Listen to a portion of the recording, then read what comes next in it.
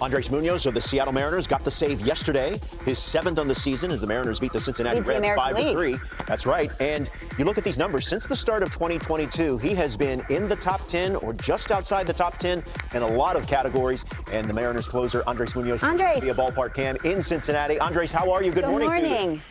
Good morning. How are you? Everything is good. I've always heard, and D-Row can certainly speak to this, that getting that 27th out, getting outs 25, 26, and 27th are oftentimes the most difficult to get in a big league game, and that not every pitcher can get those outs.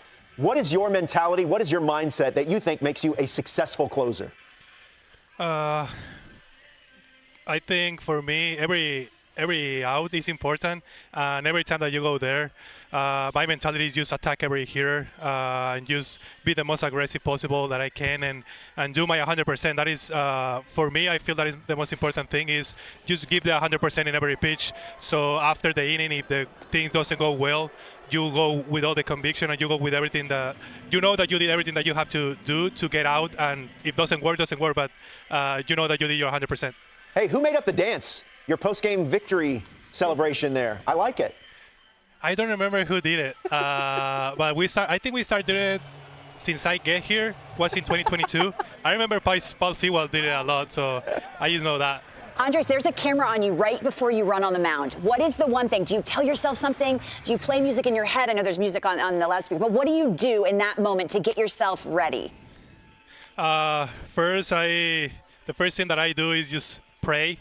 And I just go there, and my mentality is just attack from the first pitch. And I think it's working good. But the most important thing for me is leave everything on the hands of God, and hopefully everything is going to be good. Andrés, I know you can rush it up there, but every time I put eyeballs on you, it's the wipeout slider.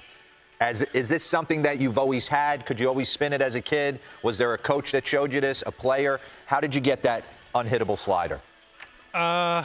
With the time, with the years, I think that we've been developing that. But I feel the coach that helped me the most with the slider is Martin Monzon. He was with the in the Arizona Fall League in 2017, and he was the one who just told me the grip and throw it the hardest that I can, and he's been working good. Really? Wow. Andrés, I was all over your Instagram account before we had this conversation, and all I see are cats. Really? What? You're smiling. Are you a cat person? Do you have a bunch of cats? What's the deal? We love animals. We love all types of pets. In my house, my mom has 7 dogs and 6 cats. I have a cat right now that we save her. We saw her in really bad conditions, and we don't have our heart is muy débil, soft. My heart is so soft, and I can't leave a cat like that.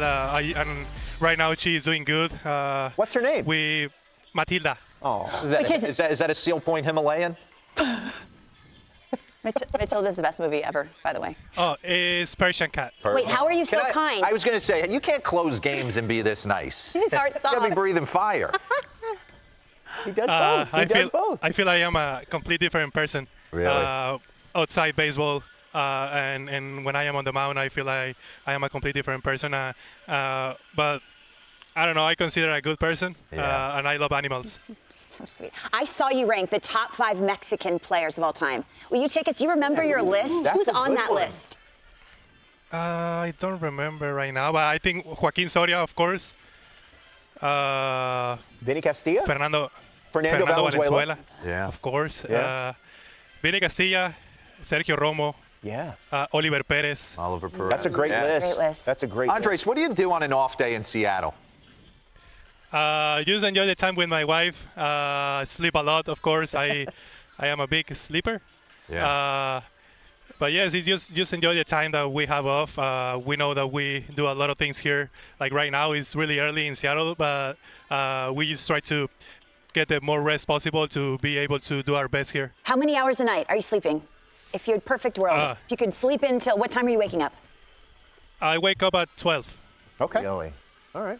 Enjoy that, because as you get older, 6 a.m., you're like, boing, why am I up? Andrés, you could be my son. That's kind of what he does. Hey, you were at the All-Star game last season in Arlington. Didn't get into the game, but What's your motivation to get back there to the All-Star game, which of course is held and hosted by the Atlanta Braves this year? I don't know. I don't think about that. I just hopefully let the things happen, but it was a really good experience, and I enjoy every moment that I had there, and I am really thankful for the opportunity to be there. And I just going to try to continue doing my best every time that I go on the mound. And if I have another chance to go there, I'm going to thank God first and go there. Hey, Andres, final one for me. Your catcher, Cal Raleigh. He went deep twice yesterday from both sides of the plate. What's it like throwing to him? Oh, it's awesome. I never shake it to him. I trust him in every pitch that he called. I know why he's calling. I know how much he studied all the hitters, and I just trust him. And every time, if I am thinking in a different pitch and he calls something else, I just trust what he say because it is a reason behind of why he's calling that. And I have all my trust to him. What do you have for breakfast? Burrito. Can't go wrong with that. Little egg, little scrambled egg, ham. Eggs burrito with some potatoes. Hot sauce. Got to. Of course. Of course. Yes. Come on. All right. Yeah, he's a veteran. Yes. Hey, Andres, thank you very much for joining us. I think everyone should appreciate English. No English doubt. is obviously your second language. I know that you've got your translator there, and for you to go on national TV and try out your English and have a conversation with us. And it was flawless. It was excellent, my man. Thank you very much. Thank you. Thank you. I appreciate that. And then you know what I saw today? I know you're into movies, but I saw a Michael Myers type thriller. All right, that's what he had with his sinker. And look, I think this guy has become more of a pitcher today, 5 innings with 10 strikeouts, but I'm going to show you what was the key. I think for me, it was that sinker.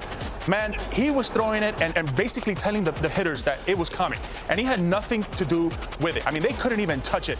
And that sinker today, it just felt for me, and we're showing all of them right now, it just felt like it was the dominating pitch that he had all day, and I knew early on he was in trouble. The Braves hitters were in trouble. And why is that? Once you throw that sinker, it opens up everything else. It opens up that curveball, that sweeper, that cutter, and yes, I hate to pick on Riley, but today he threw some good cutter and some good sinkers front hip that he didn't have much to do with him. I thought Chris Bassett today was exceptional today. And look, if we take a look at the screen and what the sinker statistics have shown, the vertical drop and the horizontal break was outstanding. 27-inch compared to MLB average at 24.